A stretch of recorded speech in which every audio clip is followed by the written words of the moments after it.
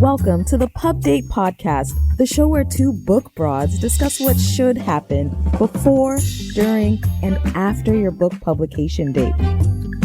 Brought to you by Broad Book Group, with your hosts Vanessa Campos and Jen Dorsey.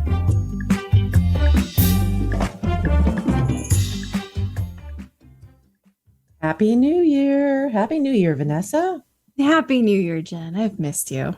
I've missed you too. We've been on a bit of a holiday pod hiatus and replaying a couple of oldies but goodies as we all went off and did our individual celebrating. So did you have a good holiday? I did. It was nice. It was quiet and it was actually wet. I'm in Southern California and we had rain. It's weather. You had weather. That's wild. Yeah, we got lucky, but there's no floods. But apparently as of 5:30 yesterday morning, California is no longer in a severe drought. We're just in an okay drought. All right. Congrats. Thank you. Guys. That's great. New year, new you for everybody, California included. Well, speaking of new year and new you, which I think January always brings those thoughts to people's minds that they're making those resolutions, and they may have already broken some of them. I know I have. But one thing that writers love to think about is getting that book started or picking that project back up, or just kind of reframing how they think about their projects and writing and getting into the right mindset to start the new year off right. So let's talk about that today. Let's talk a little bit about how you do that, the writer's mindset. Yes, let's do that, because I've been in book publishing the majority of my career now, and I've always thought like I would write a book. Boy, that is not the case. That is not the case, and I think I'm at fault. I just can't get into that mode. I know. Well, how long have you and I been talking about writing books of our own? And at least 3 years now. I was going to say 5. have we done it yet? I started an outline. Yeah. Then I saw something shiny. Yep, exactly. And then we saw a squirrel, and that was the end of that. So we need this pod, I think, just as much as anybody else needs it. So let's bring on our guest. Our guest today is Lisa McFadden. She's the founder and coach of The Writer's Mindset. She helps writers overcome self-doubt and design their lives to support their writing goals and their aspirations. She's an award-winning filmmaker and screenwriter, film festival journalist, and programmer. When not helping others with their writing, she's at work on her own projects. Lisa lives in Texas with her rescued cat, Wednesday. Hi, Lisa. Welcome to the show. Hi. Great Thank you for having me. Thanks. Oh, it's our pleasure. We're so excited to talk to you today. I think so many times on the podcast, we talk a lot about the businessy parts of publishing, and which is all very good and important and what we know how to talk about. But talking about how you actually get into the right mindset to write is something I don't think we've covered on the show. So we're thrilled to have you. Oh, thanks. So could you tell us a little bit about your background and how you got into this kind of work, helping other writers get into the right mindset? Sure. So first of all, so I'm a writer, and then I also have a background in psychology. I have a fascination with both. But I had started writing screenplays like all during the time that I was working as a journalist for film festivals and so forth. And so I moved to LA to pursue that dream. While I was there, I started making films. I wrote a ton of spec episodes, for TV pilots and stuff. And then eventually, the rules of everything started to set in, and the competitive environment and nature that people like to think doesn't exist, but of course it does. Sure. And then I was just kind of in a negative environment. My day job was very negative and very stressful. Surrounded myself with people who were always like, "Oh, this is hard. It's terrible. It's hard. It's hard. It's hard." And I let that, with my own inner critic, just kind of shut me down altogether. And the thing was that I knew that I needed some kind of assistance, and I knew that I was capable of reaching a goal of writing again, but I couldn't find that. Like, I didn't need a therapist because I'm not worried about, like, handling my past. I wanted somebody who was going to help me, not just a writing teacher, because I didn't really need to know how to write. I needed to know how to get back into it and how to get out of these blocks.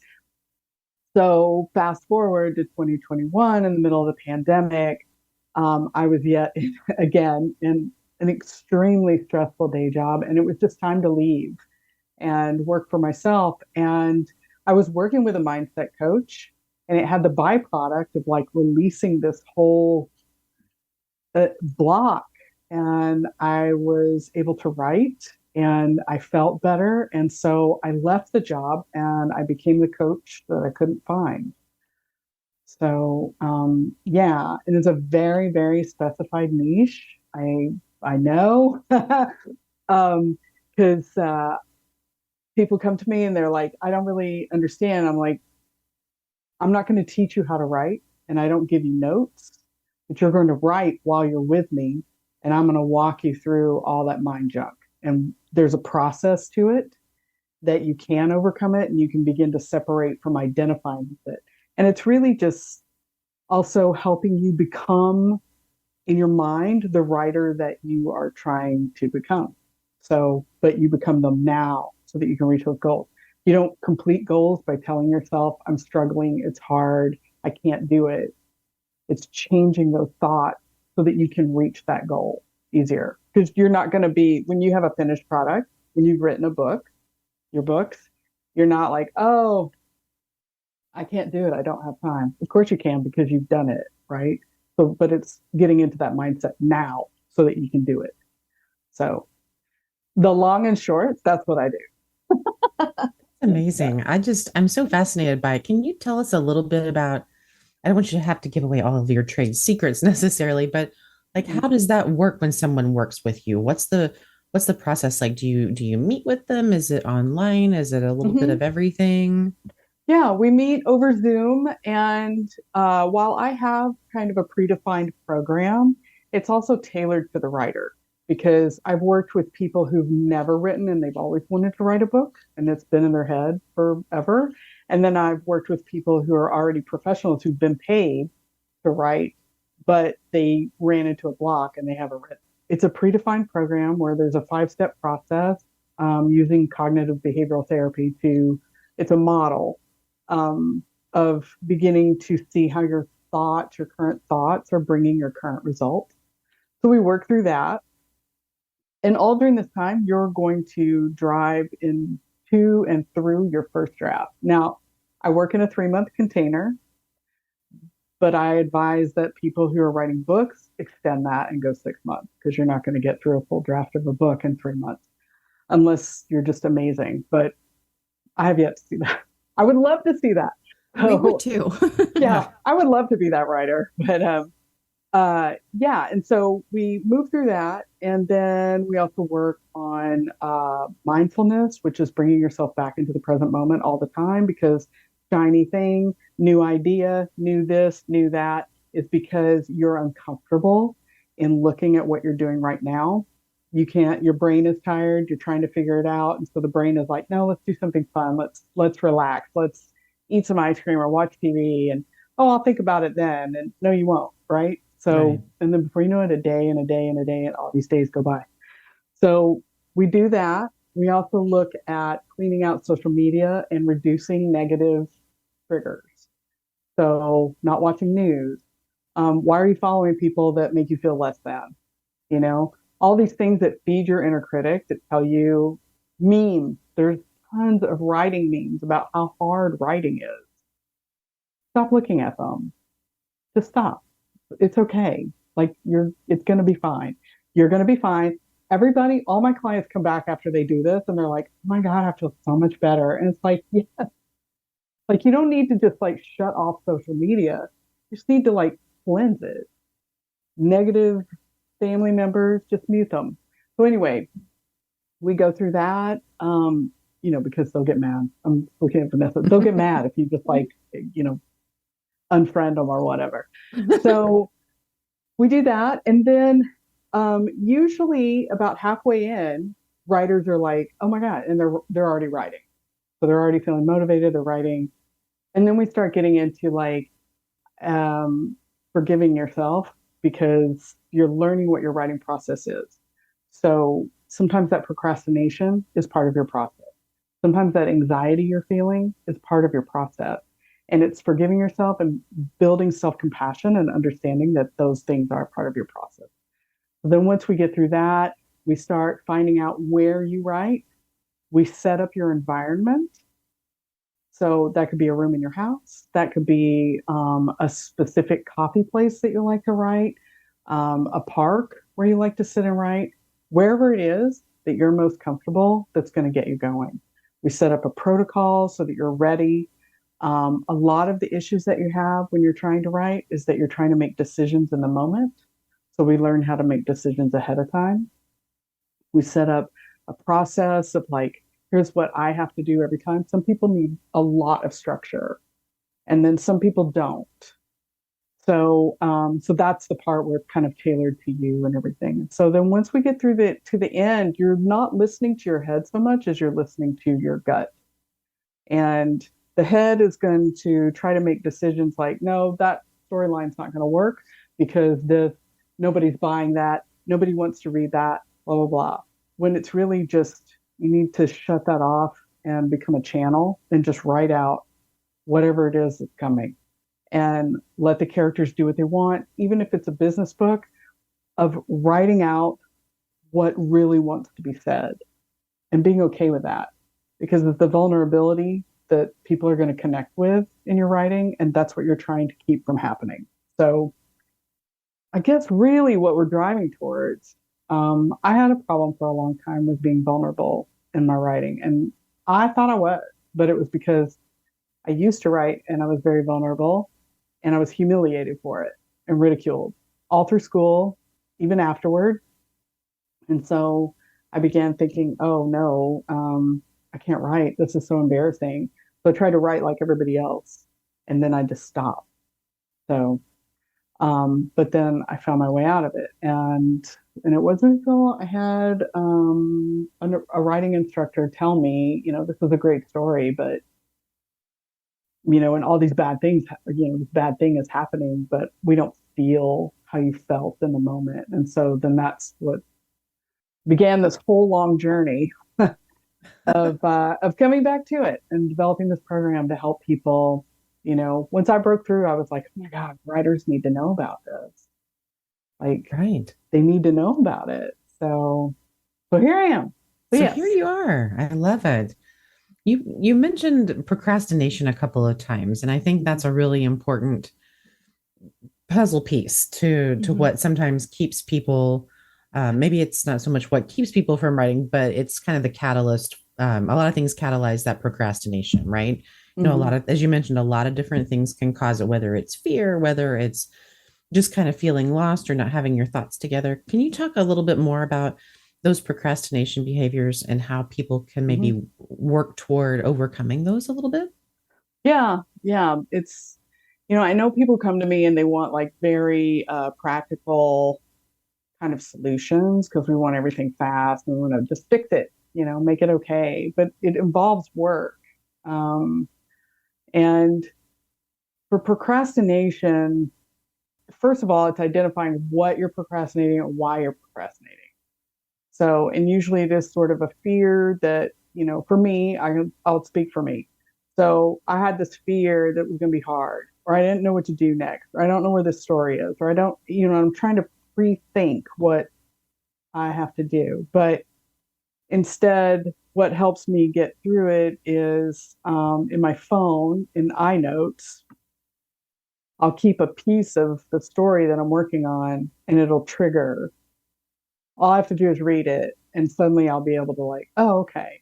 But procrastination, a lot of the time, yeah, you're avoiding when we're coming from the brain, your brain doesn't want to work. And I was just listening to another podcast that a friend of mine sent me where the guy was talking about your brain actually is, can be regarded as a muscle and it does get tired. And if you're not working at like training yourself to do this behavior at a regular, interval, or how to get over the procrastination, which is just sitting in that discomfort, because that's what we're avoiding. If you're not doing that, then your brain actually will fatigue. And then that's why, like, at the end of your workday, you're just like, oh, I can't, you're not thinking very clearly. When really you could have a 20-minute nap or meditation and you'll snap right back into it. But your brain doesn't want to do that. It wants dopamine all the time. And now we live in a culture and a society where we're getting dopamine hits off of TikTok like in 3-second intervals. And we weren't designed like that, but we're being configured in that way, so to speak. So it's just like your brain is learning this fast result. And so sitting down and doing something like thinking, like just pondering, think about, like, well, I'll get to that in a minute, but just sitting and just feeling how uncomfortable it is to just sit and stare at the screen, at your document, at whatever you're trying to think about. It's work. And your brain's like, no, I don't want to do it. I don't want to think about it. Like, let's go watch TV. You can think about it while you're watching TV, and you won't. No. So you just continue to procrastinate unless you like actually have to train. And there's like all this science, like in Atomic Habits, and there's tons of science out there that's talking about how you have to retrain your brain to do the work that you're wanting it to do. But there's also another piece, Jen. A lot of the time we think we're procrastinating when we really do need the downtime. Right. And we're trying to live up to this productivity model, that we have where we're just working all the time. There's just no rest time, and your rest time and your walks and your time with your family and your time just vegging in front of Netflix can be actually very, very conducive to relaxation, to helping restore, what am I trying to say? Just helping you relax. Like, right. You need that in order to be creative. You have to have that downtime. You can't just be like thinking about your story like all the time, right? And don't you feel like maybe the pandemic has made that even worse because the boundaries are so thin and sometimes non-existent now between home life and work life? And, for so many people, they went from working in an office every day and having hard boundaries or going to that coffee shop to write. And then all of a sudden, they were just at home for all of it. At least I can't speak for other people, but I know that was something really hard for me and kind of made that feel like I needed to always be super productive all the time. And I lost some of that just thinking time, right? Yeah. I was thinking just recently I was like, wow, when I was younger, I would just daydream all the time, which now is creative visualization, right? But I would just daydream like all the time. I would just put headphones on and listen to music and just be like, stare into space, come up with 1,000 stories. And it was never a problem to just like sit down and start writing them out. But, when we talk about distractions now, I mean, they are all around us. We have to learn how to adapt to them. And yes, back to the pandemic, we just lost all boundaries. And that's part of what drove me out of my job. Was there just were zero boundaries. People were working at 3 a.m. I mean, it was just a constant no downtime. And a lot of the time that made us start feeling guilty if we weren't working. Like, when do I have time to write? Like, I can't write. I should be working. If I'm awake, I should be working. If I, this sort of a thing. And so, yeah, it did. It really, we just lost the boundaries of like, where's the start and the end? When do I relax? Oh, and so that's a really good point, because we may still be moving at this kind of pace of just like, well, now why aren't I as productive? So especially people who have like, I've seen a lot of creators like on TikTok who just exploded during the pandemic.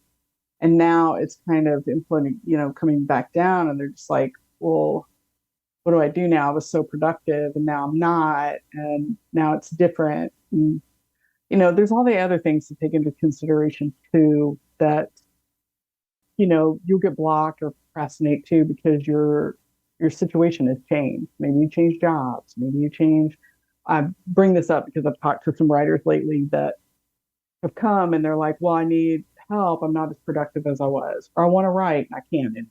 And it's like, well, why? Well, I changed a job. And I really like my old job because every day it's such a clock I could write. And I'm like, well, how long have you been in the new job? 2 weeks. I'm like, okay. So you're probably going to need a little more than 2 weeks to kind of like get in the mode and figure it out and just feel what's right. And that, again, that's that I need to be productive right now. Where's the fix?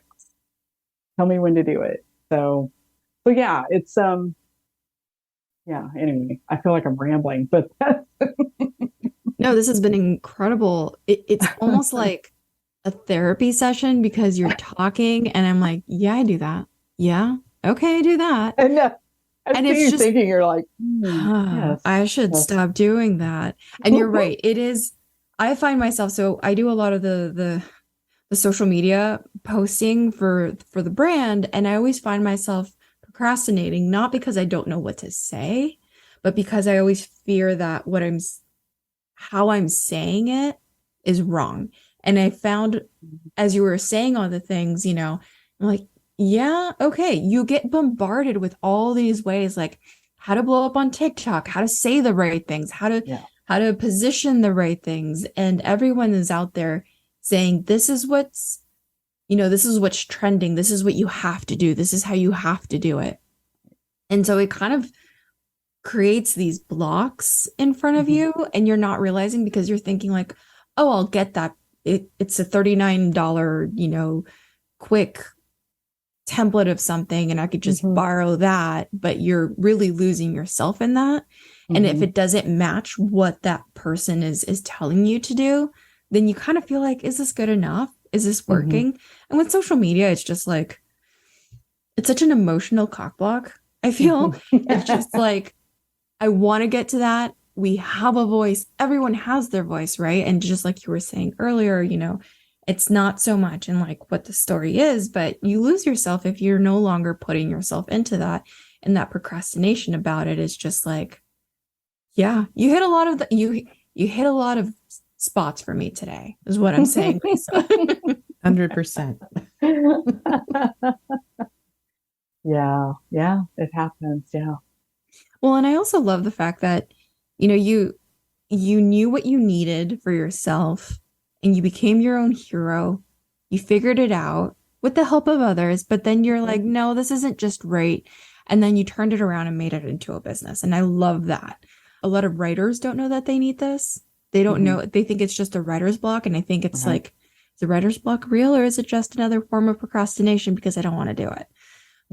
Because I'm afraid that what people are going to think, how they're going to say, like, perceive me, and are they going to want to buy my services? And that's essentially like, you just kind of have to get over it and just do it. Doing it, what was it? Do it scared. Just do it scared. And sometimes good enough is just good enough and doesn't have to go through that umpteenth version of proofreading if it's just going to be on someone's social media feed for like a blip. Exactly. Yeah. I will never forget some of the best advice I ever got from two of my dear professors. I was trying to get my dissertation done. I was so upset. I was going through all of this. I needed you back then, Lisa. Where were you? And they said, Jen, just remember, a good dissertation is a done dissertation. And I was like, right, I'm just going to get it done and go from there. Yeah. And a lot of what we do, Jen, and I know that you mentioned this earlier, is we help people get to that process of going through the editorial copy editing of a manuscript. But if you don't have a manuscript, we can't help you. Exactly. Just have a beautiful idea. And that's where Lisa comes in. Yeah. So come to me. You have a beautiful idea. You need a manuscript. Come to me.